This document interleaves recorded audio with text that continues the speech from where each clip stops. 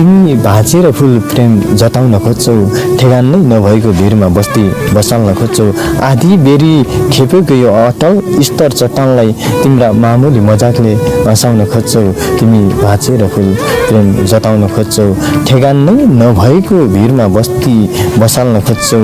आधी बेरी खेपेको यो अटल स्तर चट्टानलाई तिम्रा मामुली मजाकले हँसाउन खोज्छौ, ठेगान नै नभएको भिरमा बस्ती बसाल्न खोज्छौ। भुइँको मान्छे म भुइँमै राखिदिनु, कसै गरी यो सास सकिएछ भने थोरै जमिन उगटेर उसलाई चिनारी राखिदिनु। कयौँ बाचा कसमहरू बर पिपल साँचेछन्, कयौँ बाचा कसमहरू बर पिपल साँचेछन्, उसले भुलेछ भने नसम्झाइदिनु। केवल मैले गरेका बाचाहरू जीवितै राखिदिनु, कसै गरी यो सास सकिएछ भने थोरै जमिन उगटेर उसलाई चिनारी राखिदिनु।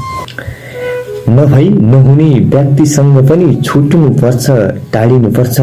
नभई नहुने व्यक्तिसँग पनि छुट्नुपर्छ, टाढिनुपर्छ।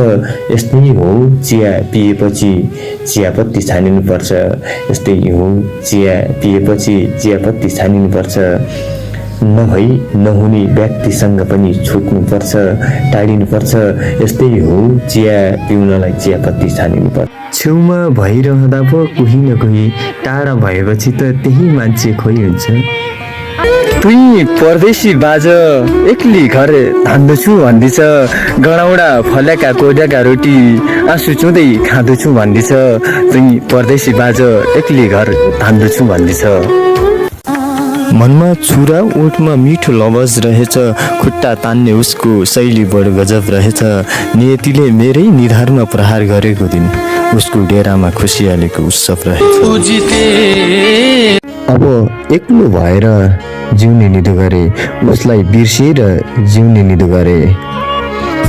धेरै झारेछु आँखाबाट आँसु, अब हाँस्दै मुस्कुराउने निदो गरे, अब हाँस्दै मुस्कुराउने।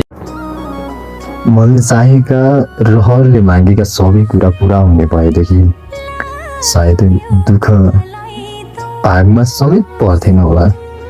मलाई लाग्छ दुःखहरूको पनि एउटा कथा हुँदो रहेछ।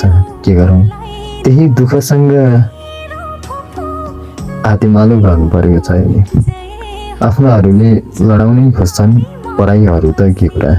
आफ्नाहरूले पनि लडाउनै खोज्छन्, पराईको